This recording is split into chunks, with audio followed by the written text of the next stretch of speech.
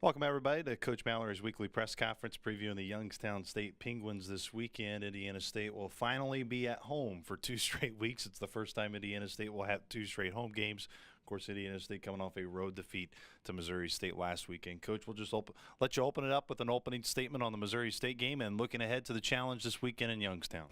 Well, yeah, exactly. I felt Friday when we left Springfield, Missouri, that we had 55 guys, 11 coaches getting on the bus to go win a football game. I thought the preparation, the attitude is where you want it to be, and obviously disappointing the outcome, the execution. But as we watch the film, I say it week in and week out, and I'll stick to it.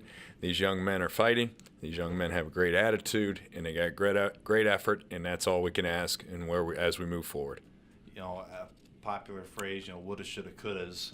When you think about the games, I know it's none of those things that you can really think a lot about. But early in that game, Coach, it seemed like you had almost the perfect start, the perfect storm. You get a fumble on their first drive, and then the first play, Bob Pugh streaking down the field and looks like has a shot at the end zone, and just the ball goes a little bit off his outstretched hands. How much could that first quarter have really changed win, or just that game if here or there, one thing goes your way one way on defense, then all of a sudden you end up fumbling the ball back and they're able to punch it in, and even though it was only a field goal, but it just seemed that was a big moment in that game over the weekend in Springfield. Well, exactly right.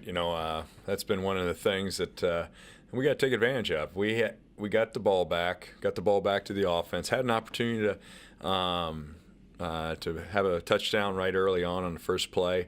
Maybe it wasn't a perfect throw, but you know what? Bob Pugh's a great wide receiver.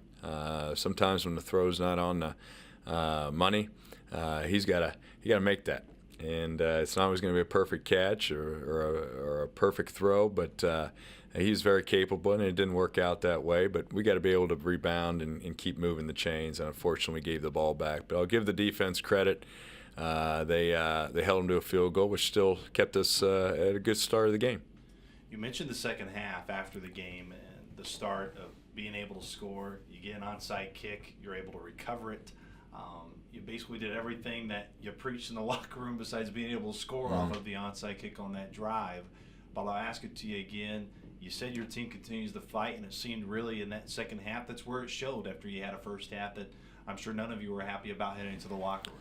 No, and we talked as a team in the locker room. It was, this is what we have to do.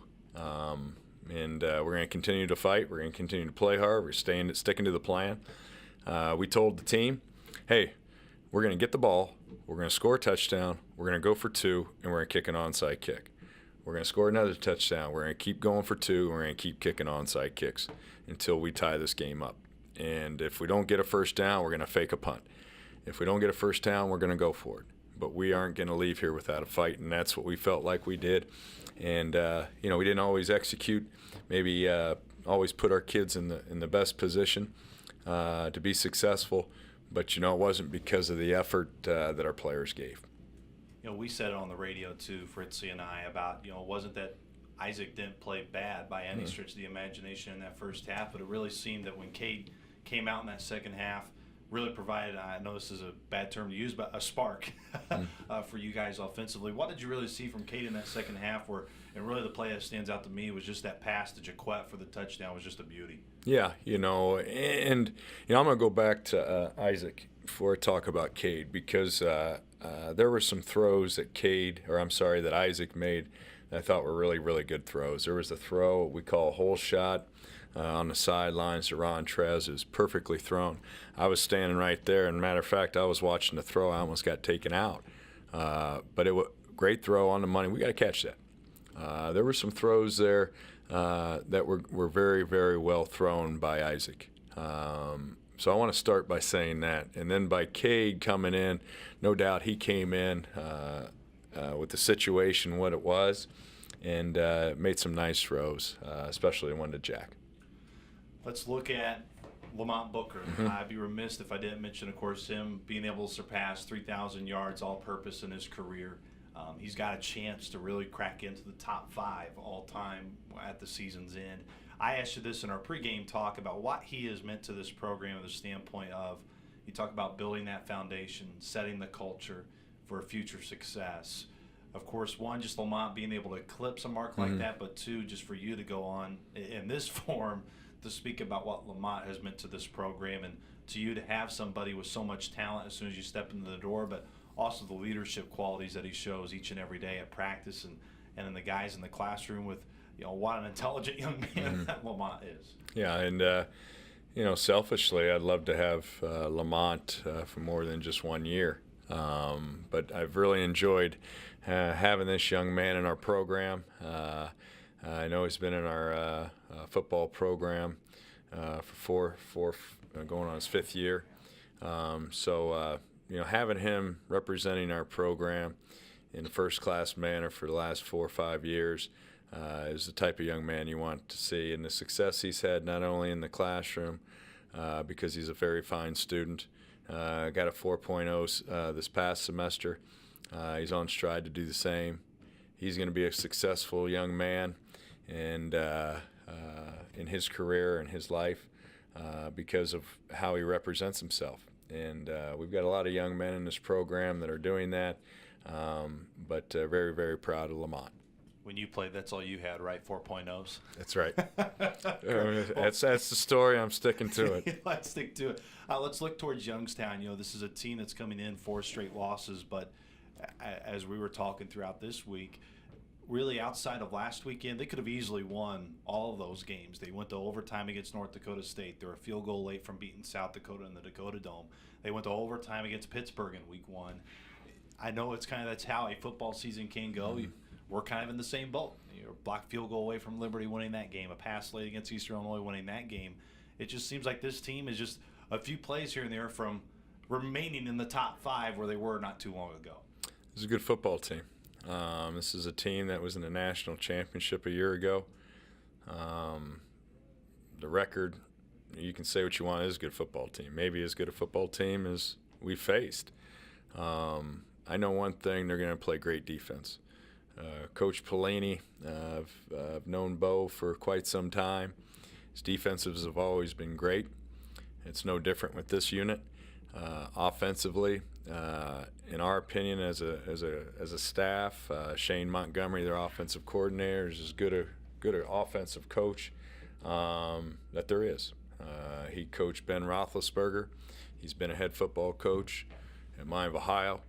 And those are 2 good, respected coaches in our profession. And obviously the tradition that Youngstown State has with their national championships and their success is winning football games. But this is a good football team coming to Terre Haute. Last year was a special teams play that decided the game. It was a punt return for a touchdown for Youngstown. But you mentioned Coach Pelini and just his defensive philosophy. From your years being around him and seeing now what he's doing at Youngstown, of course, had so much success at Nebraska. What is it just about his defensive philosophy that allows his defense to fly around, and it's almost everything you can count on a Coach Bo Pelini team? You don't know maybe necessarily what they'll bring to the table, but you know they're always going to bring a strong defensive effort, and it's going to be tough. You're going to earn everything you score against them. Bo's he was a tough player. He's a tough coach, and his teams are tough. That's how they play. And my brother worked alongside Bo at LSU when they won the national championship, and they were tough then.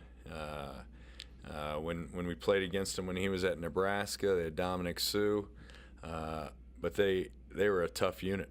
And now what you're seeing at Youngstown State, there's no doubt a Bo Pelini defense is always going to be tough.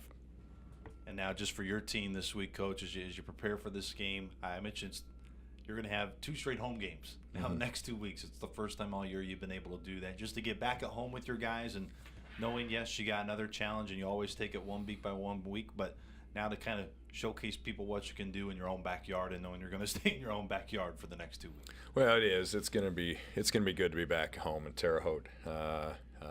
Make no excuses. Schedule is what it is, and we'll play anywhere, anyone, anywhere. And we've shown that, although the outcome hasn't always been the way we wanted it. The challenge has been there, and I've always felt like our players have prepared, worked hard, and given their best effort. But to be home these next 2 weeks will be very, very good. To start off the game at 1 o'clock, that's the way we like it. Put the ball, tee the ball up, and let's go. Waiting around for the game, I'd rather get going as soon as we wake up. But not only do we have 2 home games, we have 2 home games that start at 1 o'clock. And we need a great crowd. We need people to come out there and support us. I know there'll be a crowd out there. We just got to get them behind us, and because we're going to get that W, whether it be this weekend, next weekend. We're going to keep grinding until we get that 1-0.